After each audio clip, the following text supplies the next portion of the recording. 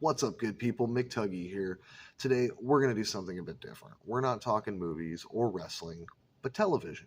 Specifically, NBC Yahoo Screen's Community. Community is an American television sitcom created by Dan Harmon of Rick and Morty fame. The series ran for 110 episodes over 6 seasons and a movie. Not yet, but soon. With its first 5 seasons airing on NBC from September 17th, 2009 to April 17th, 2014, and its final season are airing on Yahoo Screen from March 17th to June 2nd, 2015. Community stars Joel McHale, Danny Pudi, Donald Glover, Allison Brie, Jillian Jacobs, Chevy Chase, Yvette Nicole Brown, Ken Jeong, and Jim Rash. Other stars made cameo appearances or had one-season arcs, such as Jonathan Banks of Breaking Bad and Better Call Saul fame, as well as Keith David of The Thing and Gargoyles fame, and Paget Brewster of Criminal Minds fame.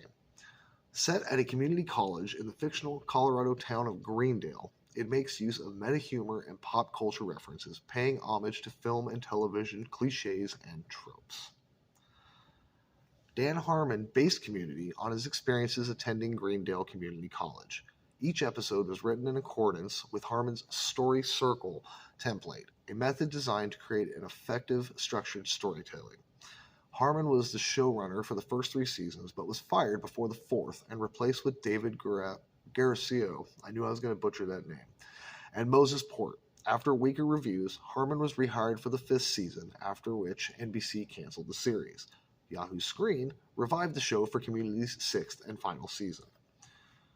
Despite struggling in the rankings, Community developed a cult following and received acclaim for its acting, direction, writing, and meta-humor.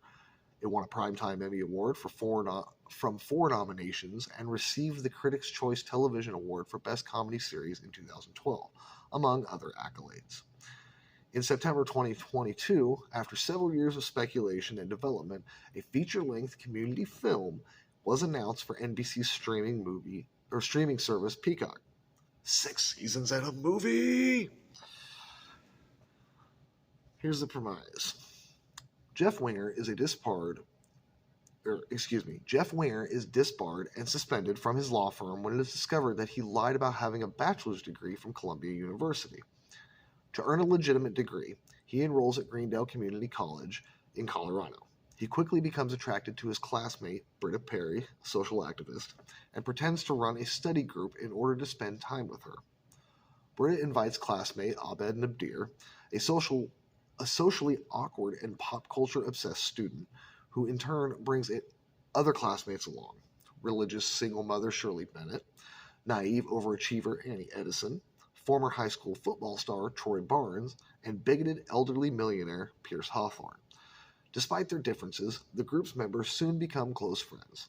They are often roped into helping the college's flamboyant dean, we all love him, Craig Pelton, in his schemes to make the school seem more respectable, as well as having to deal with the antics of their mentally unstable teacher and eventual classmate and friend, Ben Chang. Season 1 follows Jeff's creation of the study group and its subsequent misadventures. Season 2 sees Chang forced to enroll as a student and attempt to join the study group despite secretly planning revenge against it, while Pelton is forced to fight for Greendale's sense of pride against the dean of a rival school, City College, eventually culminating in a desperate paintball battle. One of the best episodes. Season 3 focuses on Chang's villainous plot to take over the school, as well as Troy's struggle with whether or not to attend the cult-like air conditioning repair school. Season 4, aka the gas leak year, shows the study group in its senior year, with all the characters, especially Abed, struggling with what may be their final moments together, and Chang recovering from amnesia, or Changnesia.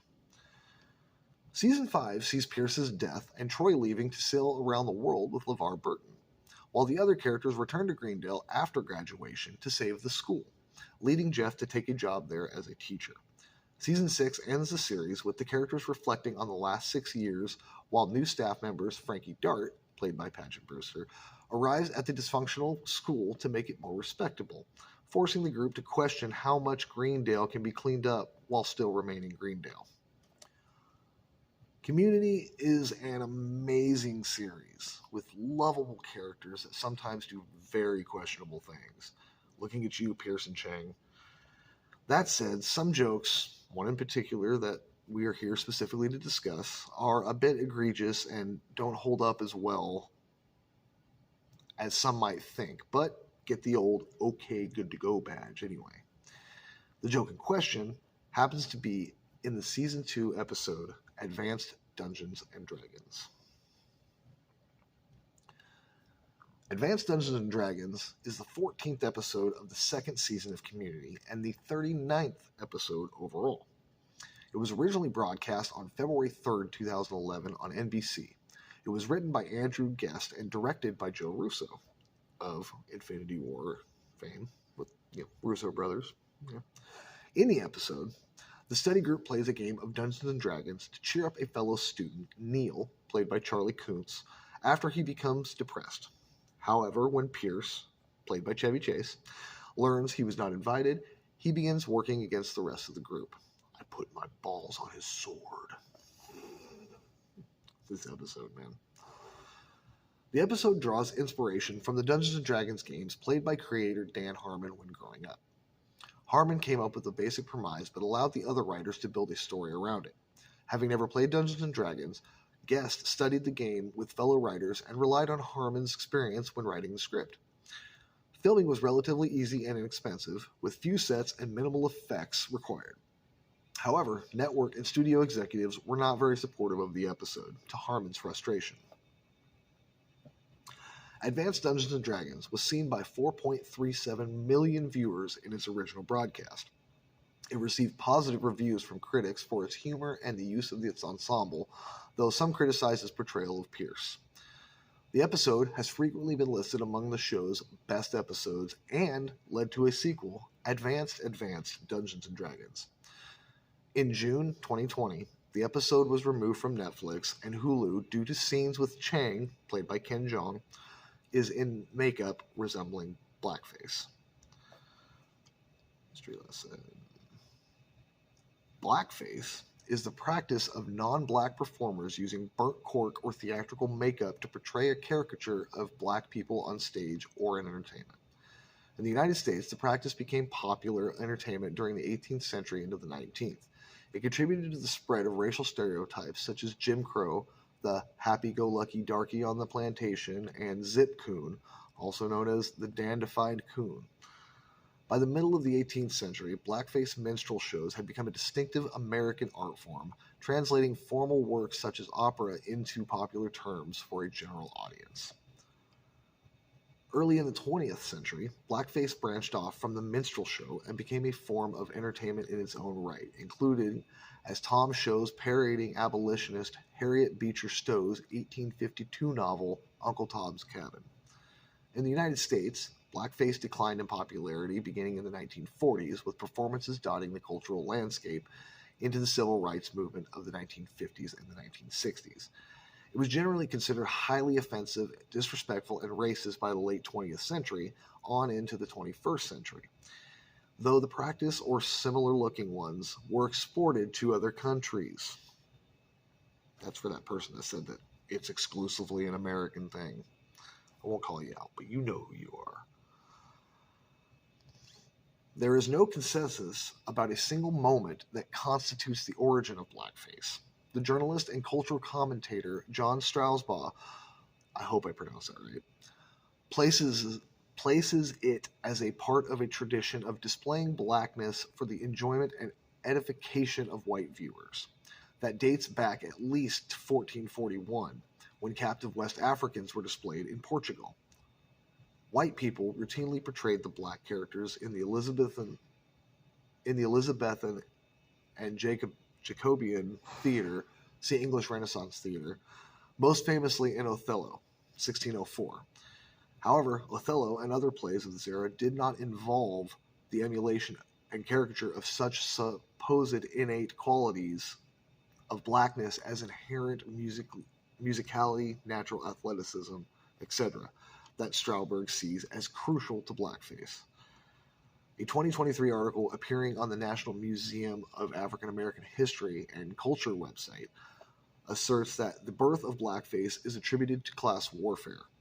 Historian Dale Cockrell once noted that poor and working class whites who felt squeezed politically, economically, and socially from the top, but also from the bottom, invented minstrelsy,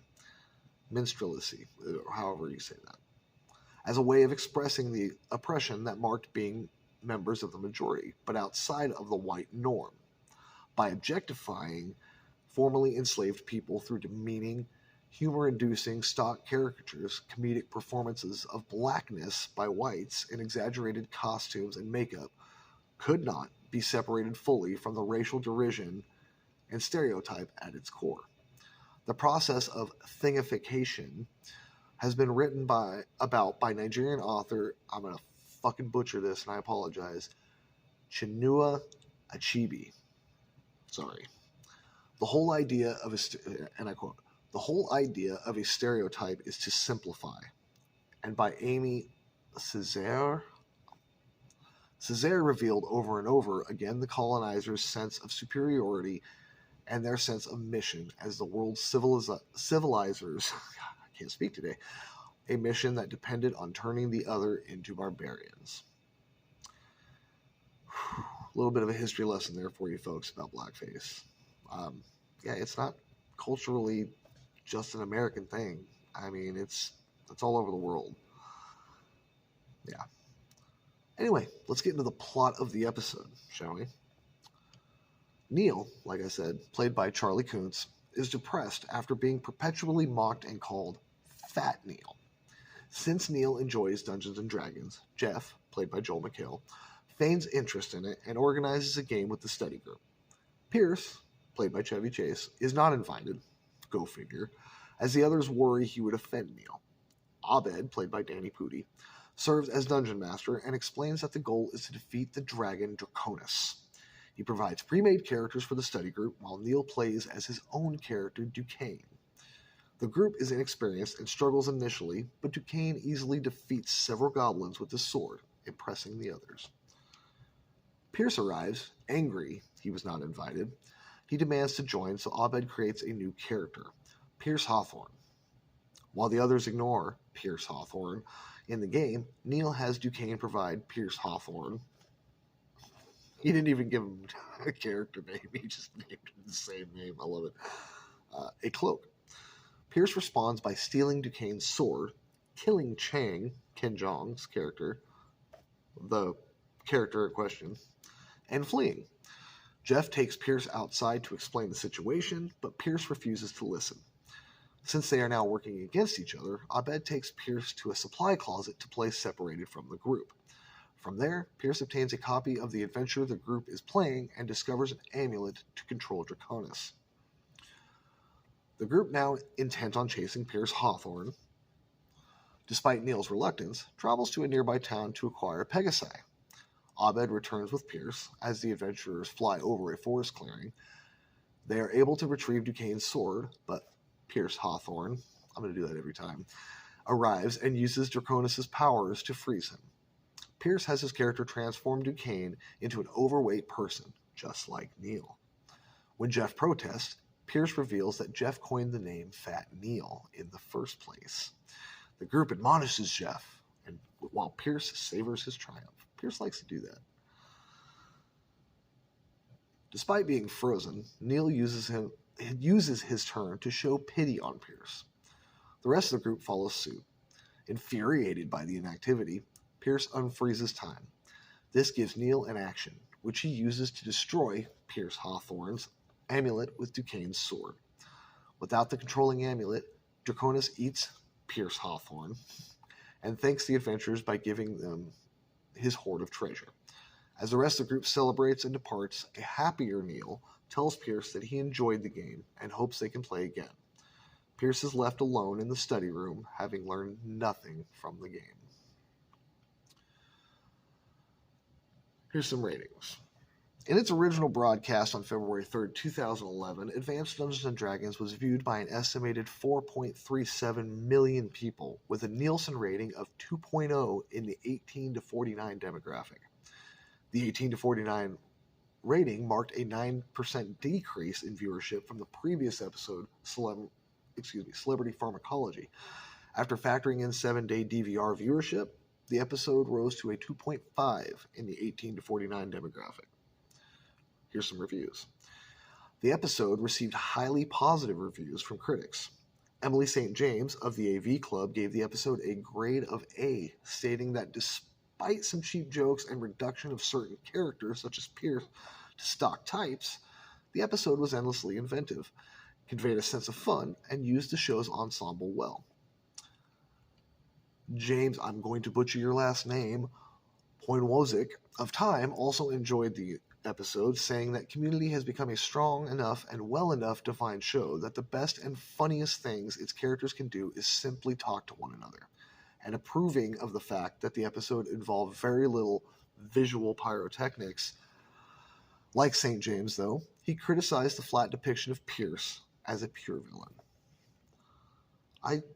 I have to agree. I kind of did see it was. I mean, Pierce is not a nice guy at all, at all. But he seemed a little harsher in this episode for sure.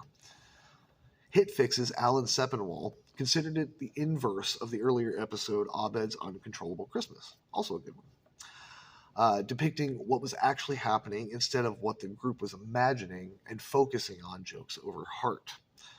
He felt uncertain about how the emotional aspects would work going forward, but deemed it one of the show's funniest episodes and a brilliant comic set piece. Sean Gandert of Paste gave the episode a 9.7 rating, calling it one of his favorite episodes of television, period. I have to agree. He praised the execution of the episode's parody and noted that keeping the show's characters together allowed almost everyone to have great moments. Joshua Kerp of Vulture remarked that every character brought their A game and noted that the show's commitment to its premise overshadowed any flaws. You hear that, Netflix? The episode has frequently been ranked among Community's best. In a March 2015 list, Matt Fowler of IGN placed it third, and called it one of the show's greatest, geekiest episodes. Dustin Rowles of Uprocks ranked it 7th and complimented its use of its ensemble. They're really good. The cast is amazing in the show. Screen Rant's Lena I'm going to butcher your name again, Wakayama, placed it 10th, noting that it worked well even for those unfamiliar with the game. The episode has also been included in lists of Community's top episodes from Variety, Entertainment Weekly, and Den of Geek. Russo and cast member Alison Brie have both cited it as one of their favorite episodes. Pulled from streaming. On June 26, 2020, Netflix and Hulu removed the episode from their platforms due to scenes with Chang playing a dark elf, aka a drow. If you know D&D, you know, by wearing makeup resembling blackface. The episode's removal came in the wake of 2 other shows, Scrubs and 30 Rock, pulling episodes featuring characters in blackface. A statement from Sony Pictures Television said that the studio supported the decision to remove the episode. Of course they did. They're not wanting to get any bad feedback. Some commentators found the decision surprising, arguing that it was ambiguous as to whether Chang was actually in blackface and that the removal did a disservice to the episode's focus on the effects of bullying. Agreed. Harmon did not comment on the episode's removal at the time. In a 2021 interview with the New York Times, Harmon remarked that justifiably they're stripping it from the streaming archives because it's got a joke about blackface, but added that it is probably the best episode of Community. 2 days ago, as I record this, I went to go do another rewatch, as I often do. Community is one of my all-time favorite shows, and very much a comfort show that I can pick up from basically any episode and know exactly what the hell's going on. Knowing the episode in discussion was missing, I planned to find other means to watch it once I got to that season and particular episode. As I boot up Netflix, I notice, for the first time, for those of you people on Reddit that don't believe me, that in the description that Netflix has for the show, and I'll read it here, when his bogus law degree is exposed, Jeff Winger goes back to college and forms a study group of outcasts. Parentheses. 1 episode of season 2 is not available. They outright tell you that the episode is no longer available. Seeing this and being an avid member of the Community subreddit, I took a picture of the screen and posted it to the subreddit with the description, Netflix is now addressing it, LOL. Little did I know, by morning of the next day, yesterday I guess, my post had blown up with people expressing their feelings regarding the episode in question, and might I say, I half expected it to be split down the middle, straight up, like with people for it and against it. Reddit, if you don't know, is not exactly the most wholesome website. In fact, it's pretty toxic, and there are a lot of keyboard warrior types that get off on pissing people off. To my surprise, 95% of the comments were very civil, and most people were there to make their love for the episode known, and that the blackface, quote unquote, was either not traditional blackface or was not done in a way to be racist, but to bring awareness to the fact that blackface is, pardon my language, fucked up. Gudamain on Reddit says, quote, I'm sure this has been said before, but featuring blackface in a show is not the same as endorsing blackface. Chang is defined by his insanity and complete lack of social awareness. So when he does blackface and the other characters are vocally offended by it, it is a clear criticism of blackface. It would be different if Winger did it and everyone laughed and thought it was funny and cool. 1.2 thousand upvotes. And every time I read, when I was typing this up, I put the upvotes on the comments, just for whatever, just from anytime I read the comments, for some reason I read them in Elroy's voice, aka Keith David. So 1.2k upvotes. I don't know why, but I thought it was funny. Dungeon Ass Master, great name on Reddit, replies, not only is he insane, but he's hilariously depicting a race of fantasy elves, not dark-skinned humans. None of the actors involved would have agreed to be a part of this if it was done in bad taste. I'm glad that blackface is vilified, but this is an exception that should get an easy pass. 512 upvotes. Many people said that they should have cut the scene and left the episode. Like, a lot of people were like, just cut the scene and just leave it. I personally think doing that would have ruined the flow of it. And, I mean, the overall episode isn't about that joke. I mean, personally, you probably could have cut the episode. Cut that scene. But anyway, I digress. Reply Happy on Reddit says, quote, the weirdest thing about it, it's like a 2-minute scene. Just cut it out if it's so bad. Yeah, it's going to feel very disjointed, but still, it's better than removing the entire episode. Again, I agree. Pay Scott G, excuse me, on Reddit says, I've said this before, but if they were really committed to not having Chang in blackface, they could have easily removed his scenes without altering the plot at all. He's on screen for less than a minute of the episode, and nearly every shot of him by himself, or is him by himself saying a one-liner. 8 upvotes. Others said that perhaps a disclaimer before the episode should be shown. Spark Tank 1 on Reddit says, quote, Disney Plus did it right with the old DuckTales TV series. That show has so many negative stereotypes. But rather than removing the episode, they kept it up and added a title card before the episode starts addressing how people viewed things differently. They encourage people to talk about it rather than erase it. 263 upvotes. And I agree with that statement. We should be talking about stuff. We should not be erasing history. Yeah, a lot of our history is, pardon my language, fucked, but we forget it. We are doomed to repeat it. That's my, the more you know. Also, other people are straight up claiming that it's not blackface, and that since Chang was portraying a fantasy character from D&D, specifically a drow, who are dark-skinned elf creatures with white hair and all that, that it shouldn't even be looked at as such. Low Confusion 1716 on Reddit says, and this begs the question, is dressing up as a fantasy character considered blackface? Is simply the act of a light-skinned person putting black paint on their face blackface? You say exception, but it would posit that exception isn't fitting because this doesn't even count as blackface at all. 3 upvotes.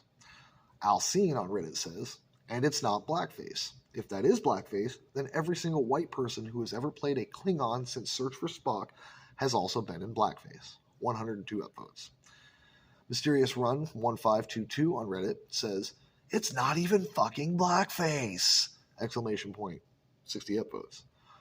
So I pose some questions to you folks, those watching. Should this episode have been taken down? Or should it still be available? Is Chang doing blackface? Or is it okay to dress like a drow, paint and all? My personal opinion, McTuggy on Reddit says, in response to Spark Tank 1's earlier comment, shit, I'm fine with that, meaning the title card's warning in the beginning of the episodes. Give us back our Advanced Dungeons and Dragons. It's such a good episode. 105 upvotes. Blanketsburg on Reddit, I like your name. It's really great. Personally, I think it's a top 5 episode of the entire series. It has a ton of character development for Pierce versus the group, and the introduction of Fat Neil. I always go to third-party memes to watch the episode during my rewatches, but those who are just binging on Netflix and Hulu are missing out. 75 upvotes. A. Lumeo, I probably butchered saying that name too, but I'm sorry, says, it absolutely is, and it's a great episode about the study group trying to cheer up a guy who's suicidal. So dumb that it was removed. 3 upvotes. Many other folks express their feelings and bring up other moments in the show that may be considered racist and intolerant. Practically anything Pierce does or says. And wonder why those particular scenes are deemed okay, but Chang doing blackface gets an entire episode pulled. Slickhead Strong on Reddit says, and I quote, Pierce and Jeff dressed up as minstrel versions of the Jackson 5. Okay, but Brutalitops the Magician? Nope. 112 upvotes. Hitchfucker. Did names on Reddit, I tell you what. No, you don't get it, guys. It's not the same because they didn't paint their faces. The minstrel dress-up and racist Mexican depictions are totally different and okay. Parentheses, to be clear, I don't think anything in this scene shouldn't be allowed because the show clearly treats what Jeff and Pierce are doing as offensive and racist, which Advanced D&D also does, as Shirley blatantly clocks what Chang's doing as a hate crime. At most, add a disclaimer, but it's not a good reason to remove the episode.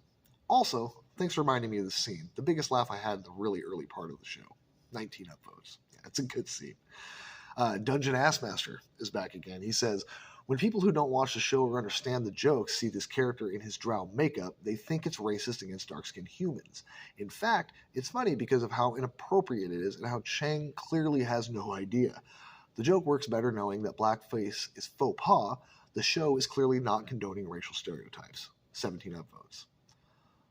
All ADD on Reddit says, what I don't understand is that in Season 4, the Changnesia episode, arguably one of, if not the worst episode ever made, Chevy Chase does a brown face and blackface hand puppet routine with overt racist jokes, and that episode is still on Netflix to this day, but not the D&D one.